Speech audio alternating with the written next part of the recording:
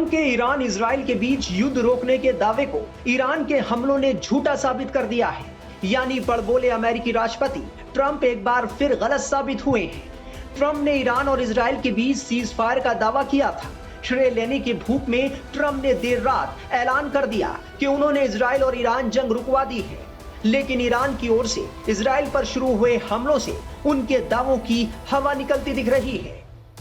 दरअसल ईरान ने फिर से इजराइल पर हमलों की बौछार कर दी है। मंगलवार सुबह ईरान ने कई मिसाइल हमले किए। इस हमले में 8 इजरायली नागरिकों की मौत हो गई और कई लोग घायल बताए जा रहे हैं। ईरान न सिर्फ इजराइल पर मिसाइलें दाग रहा है, बल्कि खामनाई के टारगेट में अमेरिका भी है। मिडिल ईस्ट में अमेरिकी ठिकानों पर ईरान की मिसाइलें बरस रही हैं।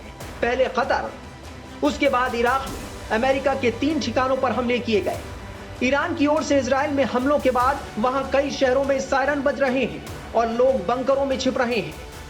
बीती रात ईरान ने कतर के अल उदीद एयरबेस पर मिसाइल हमला कर दिया। उसने एक साथ कई मिसाइलों को लॉन्च कर दिया, लेकिन अधिकतर मिसाइलों को हवा में ही खत्म कर दिया गया। फिलहाल यहां किसी के नुकसान की खबर सामने नहीं आई है। दरअसल अल उदीद एयरबेस मिडिल ईस्ट में अमेरिकी सेंट्रल कमांड के एयर ऑपरेशंस का मुख्यालय है। वहीं ईरान ने अमेरिका को खुली धमकी दी है और साफ कहा है कि अगर फिर से हमले किए गए तो अमेरिकी ठिकानों पर और भी हमले होंगे, साथ ही अस्तित्व खत्म कर देंगे। ईरानी रेवोल्यूशनरी गार्ड कॉर्प्स के मुताबिक मिडिल ईस्ट में अमेरिकी एयरबेस उनके निशाने पर है। वहीं अमेरिकी राष्ट्रपति डोनाल्ड ट्रंप ने कहा है कि ईरान ने अमेरिकी हमले के जवाब में बेहद कमजोर हमला किया। 14 मिसाइलें दागी गईं, 13 को मार गिराया गया।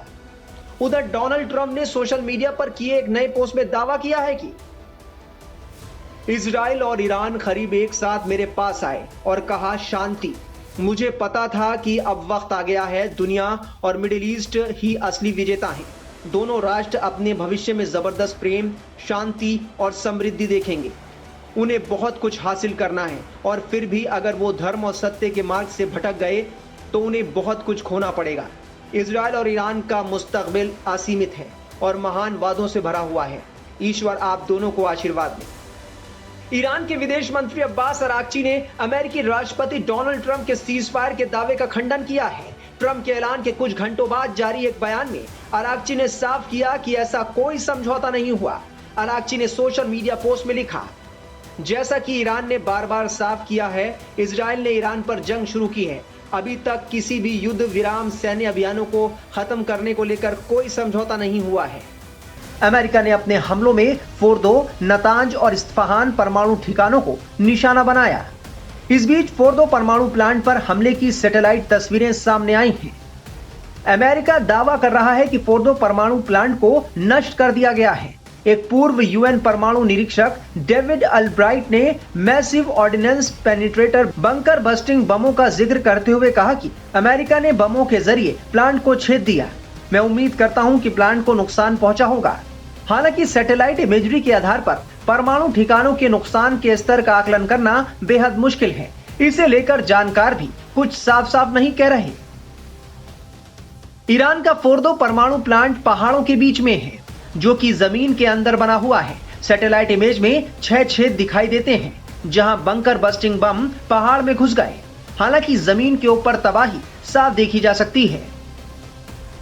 कई जानकारों का दावा है कि ईरान हमले से पहले संभवतः वेपन ग्रेड के उच्च संवर्धित यूरेनियम का भंडार फोर्दो से बाहर ले गया होगा और उसे ऐसे स्थानों पर छिपाया होगा जिनके बारे में इजराइल, अमेरिका और संयुक्त राष्ट्र के परमाणु निरीक्षकों को जानकारी नहीं है। ईरान की जो परमाणु फैसिलिटीज़ थी उनको कितना नुकसान पहुंचाया गया। अब अमेरिका के जो राष्ट्रपति हैं वो तो ये दावा कर रहे हैं कि बिल्कुल हमने ख़त्म कर दिया, ज़मीन बोझ कर दिया उसको, लेकिन क्या एक्चुअली वो हुआ है? क्योंकि कुछ ऐसी भी खबरें आ रही हैं जिसमें ये बताया जा रहा है कि वहाँ से कुछ सामान ऑलरेडी निकाल लिया था ईरानियों ने, और अगर वो जो फैसिलिटीज़ हैं जो वहाँ पर बनी हैं उनको अगर पूरी तरीके से नुकसान नहीं पहुँचा तो फिर क्या और इस तरीके के हमले होंगे या अब यहाँ पर ही बात रुक गई है? तो एक तो ये पहलू है कि कितना नुकसान एक्चुअली पहुँचा है, उसकी हमारे पास कोई पुख्ता इत्तलात नहीं है। एक और जो चीज़ ईरान कर सकता है वो ये है कि जो स्ट्रेट ऑफ हॉर्मुज़ है, जहाँ से दुनिया का बहुत सारा तेल जो है, लगभग 30-35% जो दुनिया का तेल है समुद्री रास्ते से सारी दुनिया में फैलता है, अगर वो वहाँ पर कोई अड़चन लगाता है या रोक देता है या उस सारे वाटरवे को ब्लॉक कर देता है, तो फिर तो सारी दुनिया के ऊपर असर पड़ता है, भारत के ऊपर भी असर पड़ता है। हमारे लिए एक तो ये है कि तेल उपलब्ध होगा कि नहीं होगा। अगर तेल की उपलब्धि हम कर भी लें और देशों से, रूस से, आप अंगोला से या नाइजीरिया से, इंडोनेशिया से, वेनेजुएला से, और बहुत सारे देश हैं जहाँ से हम तेल ले सकते हैं, लेकिन फिर उसका दाम कितना बढ़ेगा। अभी भी दाम बढ़ चुका है तेल का, लेकिन अगर तेल का दाम आसमान को छूना शुरू कर देता है तो फिर तो हमारी अर्थव्यवस्था पे बहुत बुरा असर पड़ेगा। सिर्फ हमारी पे नहीं पड़ेगा, सभी पे पड़ेगा। सारी विश्व की जो अर्थव्यवस्था है वो चरमरा जाएगी। तो एक तो वो भी फैक्टर रहेगा। फिर हमारे लिए मुद्दा ये है कि अगर समुद्र के रास्ते बंद होते हैं तो फिर हमारे जो व्यापार है दुनिया भर के साथ, जो पश्चिम की तरफ से जाता है, उसका एक तो खर्चा बहुत बढ़ जाएगा, दूसरा उसमें समय बहुत लगेगा, तो वो एक अलग तरीके का हमारे ऊपर नुकसान होगा। और फाइनली हमारे लोग रहते हैं खाड़ी के देशों में, और अगर युद्ध फैलता है तो उनके ऊपर अगर कोई आंच आती है तो फिर भारत सरकार की ये जिम्मेदारी हो जाएगी उनको निकाला जाए।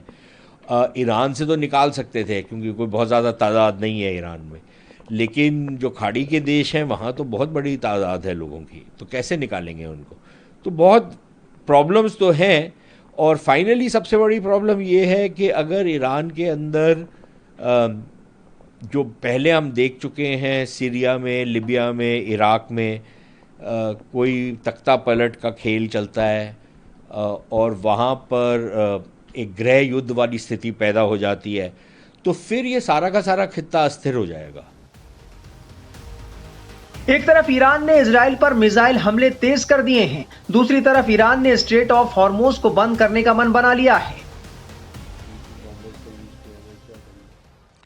21 जून की रात को अमेरिका ने जो ईरान के 3 न्यूक्लियर साइट्स के ऊपर हमला किया है, इससे जो भी इजराइल और ईरान के बीच लड़ाई चल रही है उसमें एक नई दिशा आ गई है और लड़ाई भड़कने की जो है एक चांस बढ़ गई है, क्योंकि अमेरिका की डायरेक्ट इन्वॉल्वमेंट जो है वो शायद ईरान ही नहीं कई और देश भी इसको बर्दाश्त ना करें।